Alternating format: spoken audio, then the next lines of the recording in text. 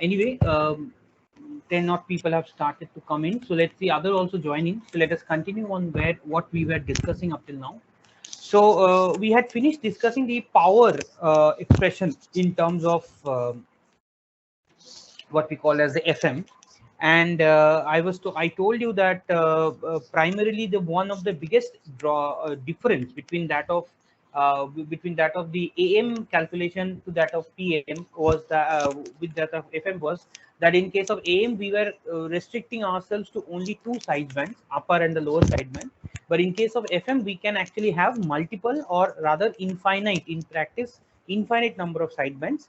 But from those infinite sidebands, we are supposed to only consider a specific segment or a significant sideband, what we call as. And based on that, we can also draw the spectrum, as well as we can find out what is the effective power.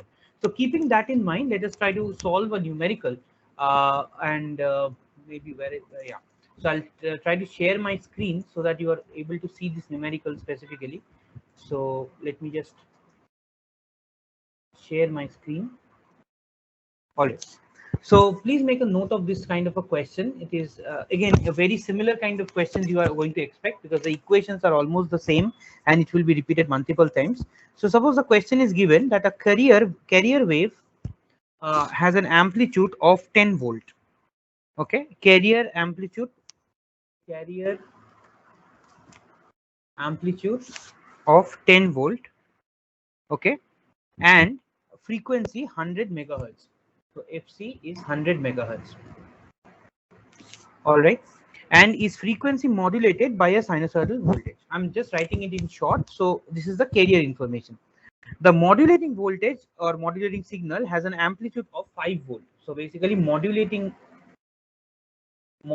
amplitude is 5 volt, and FM, which is modulating frequency, is given as 20 kilohertz. All right, so this is the specification of the baseband signal, as well as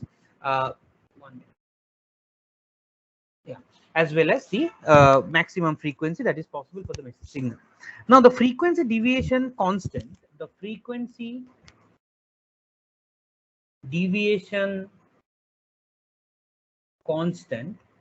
okay, which is actually in our language we can call it as the KF. Remember, in the genetic equation of FM we had a factor of sensitivity, and that is basically the frequency deviation constant we are talking about. So KF, this is given as 2 kilohertz.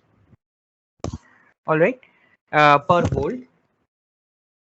Okay, draw the frequency spectrum. The question is draw the frequency spectrum. Okay, so ideally frequency spectrum drawing means that you should know the knowledge of the carrier frequency and the respective amplitude.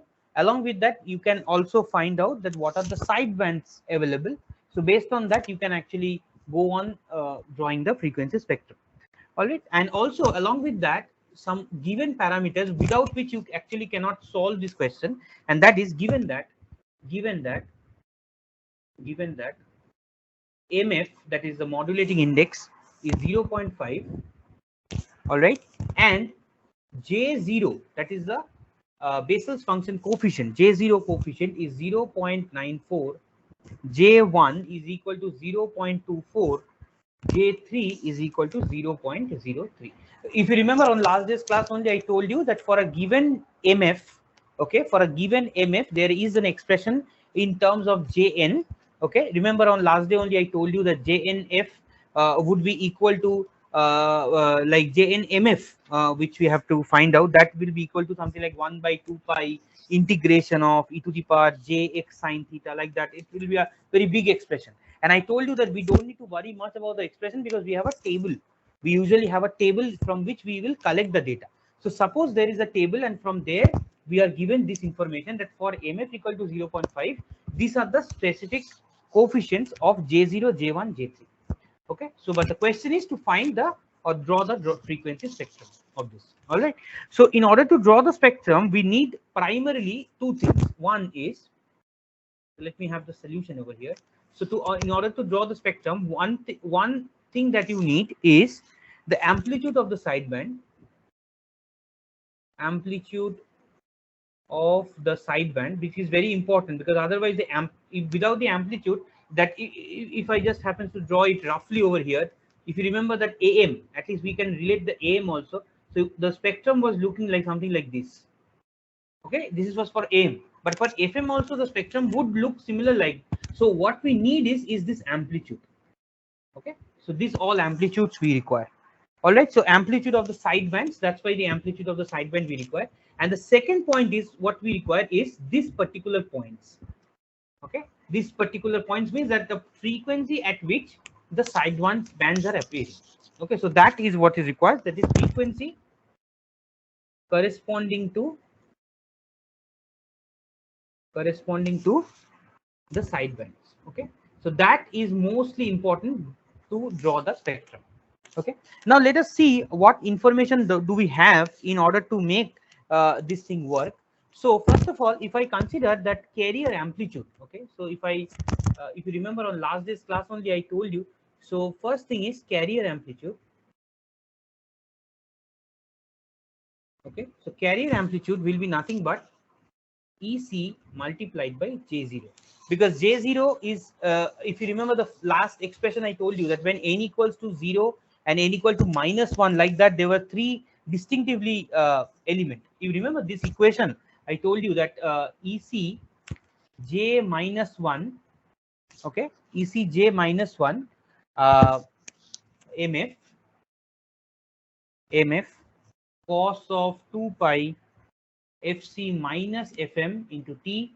Okay, so this was one expression. Then we had plus EC J0, okay, MF cos of 2 pi FCT, and the last term that we were bothered with was J1 MF.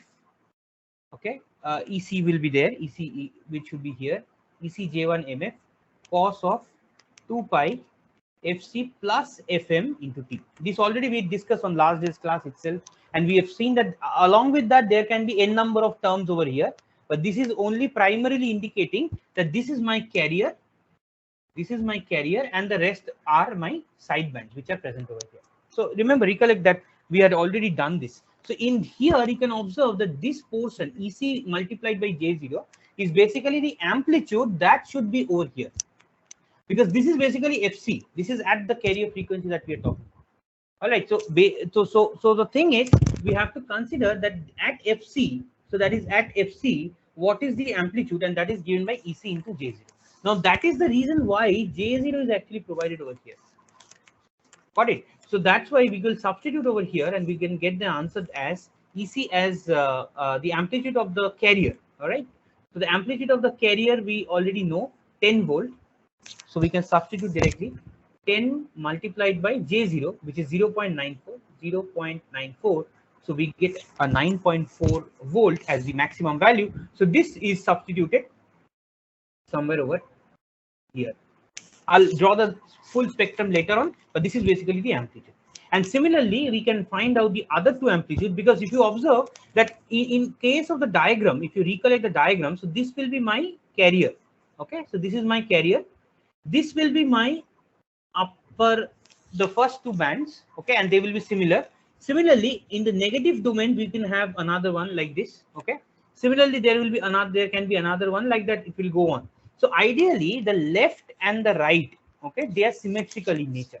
So if you can find any one spectrum or any one sideband or any one directional sideband, if I call it, that is either in the positive direction or in the negative direction, the other one will be the replica of it. All right, so that's why we can say that the carrier is done. So this is my 9.4 volt. Okay, and the carrier frequency is given already as 100 megahertz. So this was already provided in the question. All right, now let's find out the sideband. Okay, so the first pair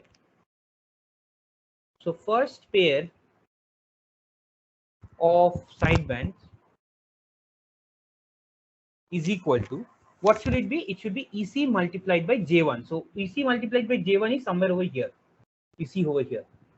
So EC multiplied by J1, the value that we are supposed to get. All right. So that will be the right hand most. So this will be the value actually. All right. So right hand side we are taking. So EC multiplied by J1 means EC is 10 volt, J1 is 0.24 as from the given specification. So this is 2.4 volt. So what does that mean? What does that mean? That at this particular point, this is 2.4 volt. Okay, and similarly, this is also 2.4 volt. So we don't need to calculate the left hand side over here. Understood? So this particular frequency we don't need to calculate. No, this amplitude we don't need to calculate because the left and the right are the symmetrical in nature. So for the spectrum, any one direction if you calculate, the rest will be done. All right. And the next one, you can observe that since there is, how do I know that there is, you need the next one. You can observe that there is, oh, sorry, this should be 2 actually. So you can observe that there are 3 J's given. So one is devoted for the carrier. So that is done. So you should have an idea from this that since there are 2 coefficients given over here, so maximally we can go till 2 sidebands, okay, maximum to the right hands of the side carrier.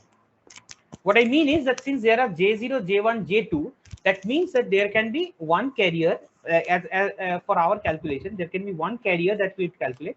The right hand side of it we can calculate, and the next one we can calculate, and that's it. So basically, this is a scenario where the significant sidebands are restricted to only 6 sidebands. So you can observe here clearly that basically this is my value where at j equals to 1. So maybe we can have some value over here, some value over here. So rest of the things we don't need actually, because we don't have the requisite data of G. Okay, so it's indirectly indicating that those are the insignificant sidebands, so we don't need that. All right, so this is my ECJ1. Similarly, the second pair of sidebands should be EC multiplied by J2, which is 10 multiplied by 0.03, and this should be equal to 0.3 volts. So that means this value is 0.3 volt. Okay, similarly, this value is actually 0.3. Because all of these are symmetrical in nature, so we don't need to worry about, we can calculate any one and the rest will be the same. So the amplitude part is done. So if you go back to the question once again, the first part was to find out the amplitude of the sideband. So we have confirmed that from 3 coefficient of J, since it's provided to us, we can say that there are maximally 3 sidebands which are present, or rather 2 sidebands apart from the carrier that is maximally present on the right hand side of the main central FC. Okay, but due to symmetry, what will happen? Right hand side, if there are 2 sidebands or representation of 2 sidebands, in the left hand side also we will have a symmetrical amplitude, and those also needs to be mentioned. All right, so the amplitude part is done. Now comes the frequency part. So we need to know that where exactly are these points, okay, where I'm making the question marks. Okay, so that is very simple. Actually, you can observe that already we have got the data from it. So this part, if you remember, that this is nothing but FC plus FM. This is my first one. This is my FC minus FM. This part, this particular frequency is FC plus 2 FM. This is FC minus 2 FM. It would have gone plus 3 FM, minus 3 FM like that. But since there is no significant sideband in this case, so we are not bothered with chasing in calculating other sidebands. Okay, so we just need to find out what is FC plus FM. So for frequency part, FC plus FM. So FC is given by 100 megahertz plus FM is 20 kilohertz, already provided us. So we have 100.2 megahertz. All right, and FC minus FM will be 100 megahertz minus 20 kilohertz. Okay, so that will be equal to 99.8 megahertz. So where are these points? Where are these points? FC plus FM is over here. So we might write over here, this is equal to 100.2 and this is equal to 99.8 megahertz naturally. Megahertz. Hopefully this is clear to all of you. Hopefully this is clear to all of you that how we are going to sketch the frames, or how we are going to sketch the spectrum for that matter. So we need 2 things. One is the amplitude, the other one is the frequency. Amplitude comes in from the very nature of our equation, where we need to multiply the carrier signal or the carrier amplitude with that of the respective Bessel's function coefficient. And this Bessel function coefficient will be provided either in a table format or in terms of direct value like in this question. So in that way we can find out the amplitude, and here in the right, in the below half, we are trying to calculate the frequency also. So FC plus FM is done. So the other part is FC plus 2 FM, which is nothing but 100 plus 40. I'm just writing it in megahertz, in kilohertz, like that. Okay, so this will be 100.4 megahertz, and FC minus 2 FM would be 100 megahertz minus of 40 megahertz, which will be 99.6 megahertz. All right, so that means if you go back here, this particular point, okay, this particular point will have 100.4 megahertz as the frequency, and this will be 99.6 megahertz as a frequency. So this will be the complete spectrum or the representation of the sidebands, okay, for the given specification has been told. Yeah, so this hopefully will give you an idea about what are the requirements of the Bessel function and how we are able to cope up with the idea of finding the amplitudes of the sidebands. And based on that also, we can also, in fact, from the given specification as it has been given over here, we can also find out what is the maximum bandwidth also. If you observe that, if I consider that what is the bandwidth over here, okay, so bandwidth will be nothing but, if I use the Carson rule, so bandwidth is equal to 2 into del f, okay, or you can say 1 plus 1 by mf. That also is a valid equation in this case, okay, because we have already been given as the mf as a value, so we can substitute directly and we can get the answer for the respective bandwidth also. So we can substitute 2 into del f. Del f, I think, was calculated as frequency deviation was given to us. No, the frequency deviation is not given, not provided to us, or is it frequency deviation? Yeah, constant frequency deviation, constant kf is provided to us. Okay, 10 as such. But we are not in a position to find. Can we find del f over here? Can anyone suggest? Can we try to find what is del f? There is a rule actually. Suppose in this question only, I need to find out what is bandwidth. Suppose, okay, guys.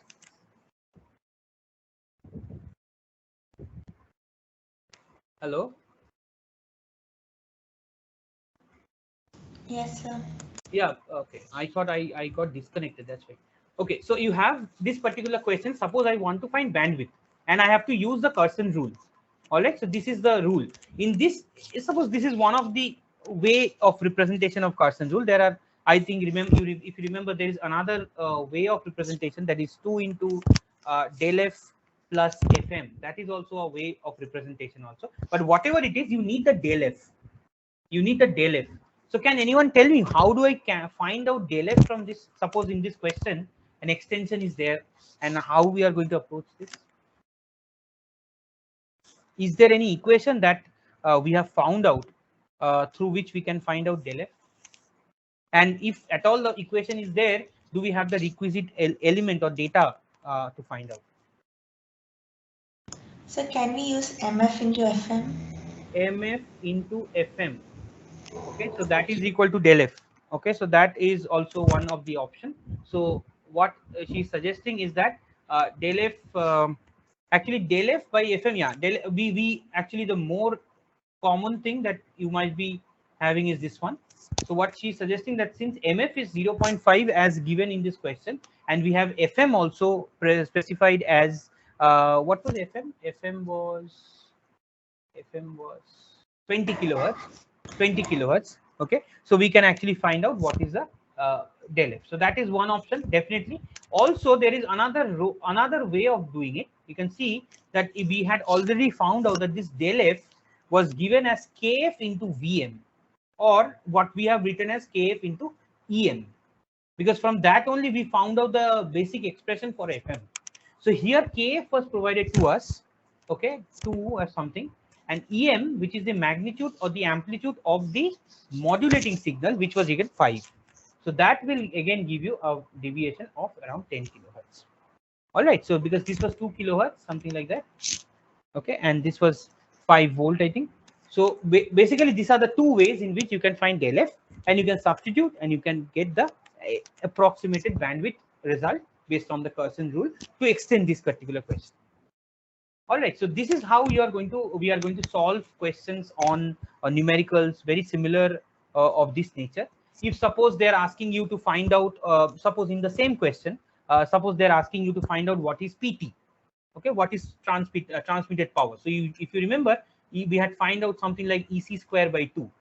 Okay, so this is the easy way out. Okay, now EC already is an amplitude of the carrier signal. Okay, so that is also already with us. The amplitude is known to us. So we can substitute over here and we can get the result of PT. I'm just trying to innovate the question, nothing more than that. Like that. So you can go on extending the question, similar kind of question. Suppose more number of side bands are there. So you will need more number of J or Bessel function over here. And the spectrum also, the amplitudes will be different. So this kind of questions are very common from this particular segment. So I'll just want to give you one such question and I want you to solve it on your own and let me know also if you have problem. So for question is, in an FM system, I'm just writing it in short, the audio frequency is 1 kilohertz. Okay, so basically I'm writing it in short. FM1 is 1 kilohertz. Okay, and the audio voltage is 2 volts. So that means audio means EM1 is 2 volts. So the statement is, in an FM system, the audio frequency is 1 kilohertz and audio voltage is 2 volt. The deviation is 4 kilohertz. The deviation is, suppose I mention like this, 4 kilohertz. Okay. If the audio frequency voltage is now increased to 8 volts, that is EM2 is 8 volts, and frequency is dropped to 500 kilohertz. So FM2 is 500 kilohertz, not kilohertz, hertz, 500 hertz. Okay. Question is, find out what is MF, that is modulation index, in each of the cases and the corresponding bandwidth in both the cases. Okay. So very similar question, similar information is provided to you. Just substitute and get the results done. Okay. I'm not solving this because we have to continue with another segment today. So please try to solve this on your own. And I would just give you the answer so that you can verify it later. The answer to this MF, okay, MF should be coming around MF2 is coming around 32. Okay, this should be 32 and your bandwidth should be coming as 10 kilohertz. All right, so these are the two answers that we are supposed to get. And in the other case, like there will be two values, right? There will be MF1 and MF2. So I have only one answer for the time being. Okay, the other answer you can actually try to find out and let me know also. All right, so that is one of the questions that I want you to solve. All right. So let's take a look at the new topic that we are going to start today, and that is also part of the frequency modulation itself, and that is basically the generation of frequency modulation. All right, so we get the new heading as generation of frequency modulator. You will find that it is not as simple as AM. It is not that actually as simple as that of AM, but it has some convoluted thing present. So we'll see that one by one. So usually they have two ways of generating this FM. Okay, one is called as a direct method, and the other one is called as the indirect method. Okay, each has its own pros and cons, but usually that the reason is that for broadcasting purpose, like for audio broadcasting or radio, the FM signals that we are talking about, for all those purposes, this indirect method is more suitable. And the basic circuit that we are going to look into is called as the Armstrong method. Okay, we'll discuss that maybe next day. And in the direct method, we have usually a varactor diode based method, or we can say, I'll just write it down. You might be wondering what is exactly this. I'll discuss that today. Varactor diode method. All right, so these are the ideally way. Now, direct method, what exactly is direct method? One is, in the direct method, the baseband of the modulating signal will be signal directly modulates the carrier. Okay, so this is, I'll just write it down in short. So this direct method, why it is called direct? Because the baseband,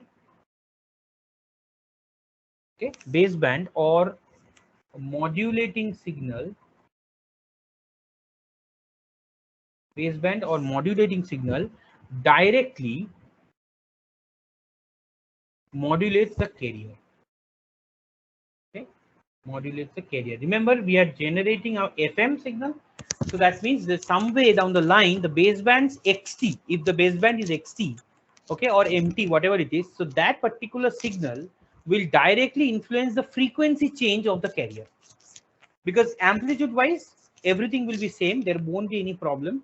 But frequency wise, for the modulating signal, there will be up and down in the carrier or the frequency of the carrier. Okay, that thing we have already discussed, in fact, what exactly is the physical property of FM and all. So this is basically why it is called direct. In the indirect method, you will find that there will be a stabilizer circuit. Okay, that will be a standalone circuit which actually will try to stabilize the frequency changes, and overall it will provide a very sustainable and a stable output all the time. Okay, so we'll discuss indirect method later, but this is basically the principle of direct method. And the thing is that usually the carrier is generated by an oscillator circuit. I told you, I think, in the very few first classes, that oscillator is a process, oscillator is a unit which actually follows a specific rule, that is omega c or omega I, whatever you call them, that is a uh, oscillating frequency, because this is nothing but 2 pi fc, right? So this is given by, usually for an oscillator circuit, as 1 by square root LC. It's a very common formula, although you people are not exactly from EC background as such, but usually this is a very common process in our study of analog electronics and devices. So this is a very common equation. So you can see FC, of the oscillating frequency, if I consider this as the carrier, so that is nothing but 1 by 2 pi square root LC. So basically what I mean is that if we can manage to take hold of this LC part by some means of the XT, if XT influences, or that is a baseband signal, somehow influences this LC, okay, definitely there will be a change in the carrier frequency that is required. So suppose I want to make or I want to generate a carrier which should be around 500 kilohertz or maybe a 250 kilohertz, whatever it is. So based on that, we can back calculate and we can say that what should be the values of L and C that should be provided, such that during the oscillating condition, the final outcome is the same one. All right, so that is the logic, that XT signal will affect L or C, and definitely the carrier frequency will vary according to XT. This particular property, okay, this particular property, that is where the frequency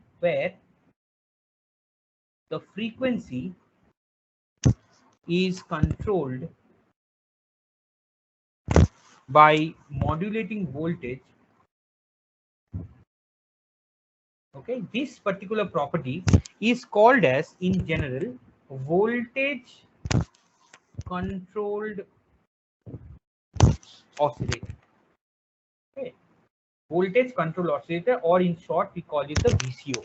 Later on in the detection, you will find that the role of this VCO and PLL also, phase lock loop, will have a role to play later on. Somewhere we will discuss that also. But the idea is that we have to change the L and C, okay, or rather C, okay, because changing of capacitance is much easier compared to inductance. So changing of L and C will, and that change is based on the XT. Okay, so now let us see the presentation a little bit over here, so that we get an idea about what are these varactors, okay, or the variable or the voltage control oscillator that we are looking at. Because the controlling of the oscillator, okay, the controlling that we are looking at, that can be done using a varactor diode. Okay, now what is a varactor diode? Again, it's completely out of scope for all of you, but still I thought of just giving you a reference over here. So varactor diode is a specific type of diode. Hopefully all of you are familiar with the term diode, right? Diode has a PN junction diode. It can have polarities, right? So that is basically diode. Diode, the transistors, I think these terms are at least associated with it. So varactor diode, what happens is a type of diode whose internal capacitance, okay, will vary if the reverse voltage is applied on it. You can observe what is happening in this particular diagram. So this is my varactor diode, right? Now your input is negative. This is a very rare combination where there is a negative input that is being provided over here. And as it is being provided, you can see that when the voltage is very low, the narrow the conduction band. Okay, so the most of the charge will be actually accumulated over here. So that's why the capacitance will be more.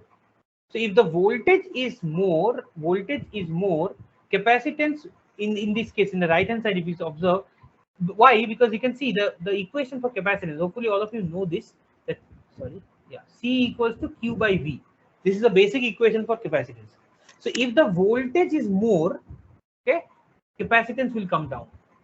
And if the voltage is high, the capacitance, if the voltage is high, the capacitance will come down. That's correct. Yeah.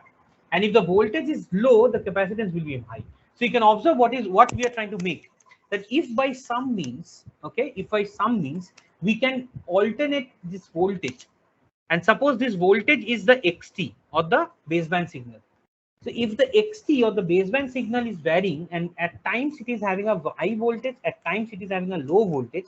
So based on that, there will be capacitance changes that will take place. And as it will take place, what will eventually happen, that will result into frequency increase or frequency decrease, which is ideally the fundamental requirement for any FM transmitter. All right, because this capacitance decrease or increase, because you see already I told you the equation 1 by square root LC. So if C is changing over here, see closely, if C is changing, this equation is also changed. Either omega C will be high or omega C will be low based on what is the value of C over here, if you consider L to be constant at this point. All right, so this particular change in the oscillator's capacitance, right, that can be attributed by a varactor diode, which will be placed something like this. So this is my varactor diode, okay, and this is my oscillator circuit. Now usually this oscillator circuit, there is a name. Usually we use the Hartley oscillators for this. Okay, so that's a very common conventional oscillator that works primarily to make sure that the carrier frequency is generated. That's the only thing, nothing more than that. But what actually happens over here is that when we are sending a negative voltage, you can see here the negative is fed over here. Look closely. Okay, the terminal wise, this is negative, right? So this is being fed to the particular varactor diode. And so if whenever this voltage is changing, naturally the CV will change. Okay, and if the CV changes, the overall capacitance that you are looking at over here, that will also change. And how it will change? It will change in terms of time, because the signal is in MP. So there must be some kind of a capacitance which will vary with time as well, CT, like that. All right, so let us try to derive an expression based on this requirement, and let us see whether we are able to understand that how the generation is working. Because here we are directly generating the FM signal. All right, so how we are going to end up doing? So let me just go back to the to my sheet once again. So what we are looking at is, okay, what we are looking at is the expression or how we are generating in direct method. So let me just put a new page. So if suppose the overall capacitance like CT, if we consider CT, also let me start from not from CT. Let me start by the hopefully the diagram is understandable to all of you, but still I'll just try to draw on my own. So this is my negative terminal, this is my positive terminal. So this is one of the circuit, and when we have a oscillator circuit where there is a capacitor and an inductor, something like this, okay, and this is the output we are getting as the FM. Okay, so this is the gross circuit structure. So this is my C, this is my L, but L ideally it is L1 plus L2. Usually the Hartley oscillator, there are two series inductors. So altogether it will be called as L. All right, and this is the varactor diode, okay, like that. Now, if you look at this carefully, so what we can write is that CT, okay, CT, I'll just write and then I'll specify. CT is equal to C minus KC into X. Now, what are the elements? Let's see one by one. CT is the effective capacitance of the tuned circuit. Effective capacitance of the tuned circuit, which means that this particular C won't be C anymore, because the effect of this varactor diode VR, if I consider, that will also have a role here. All right, so this is effective capacitance of the tuned circuit, okay, specifically, but that is dependent on C, okay, which is the total capacitance already, total capacitance of the oscillator.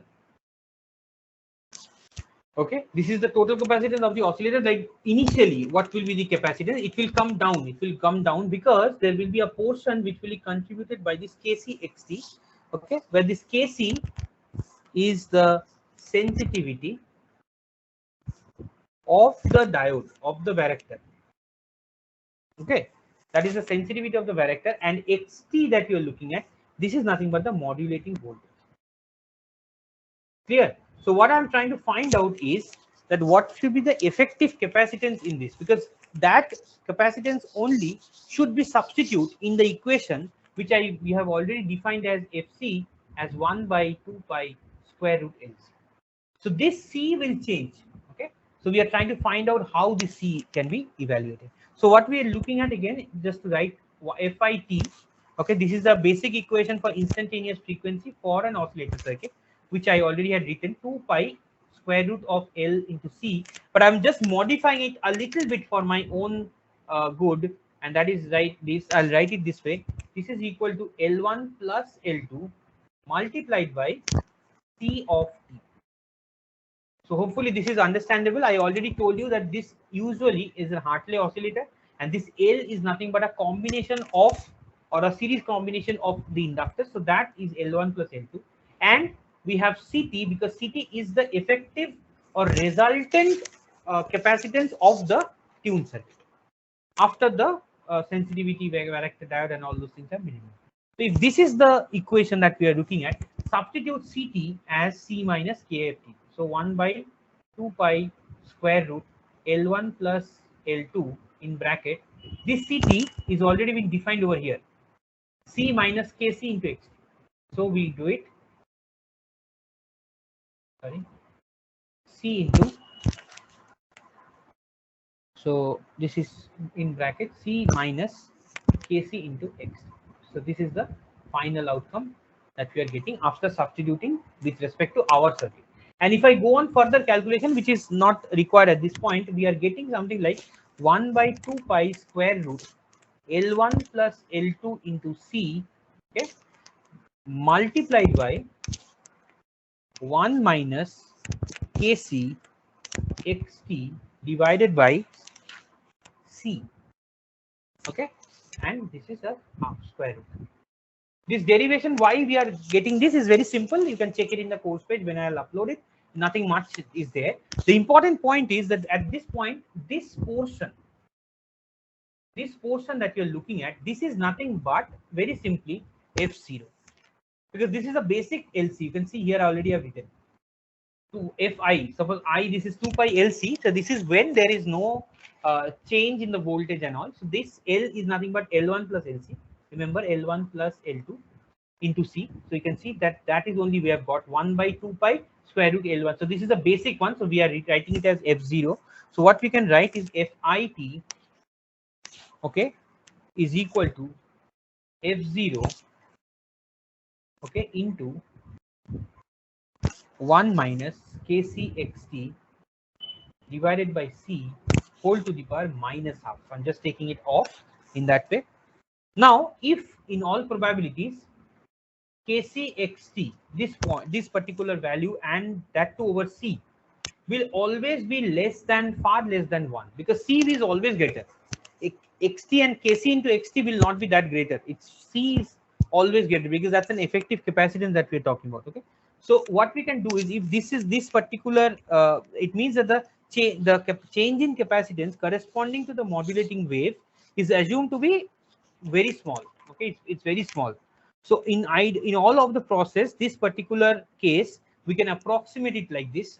Hopefully, then we can write it as F0 into 1 plus, I think all of you know this trick that the when this condition is there, then we can actually take the power inside the bracket. So Kc xt by C, okay, and rather 2C it should be.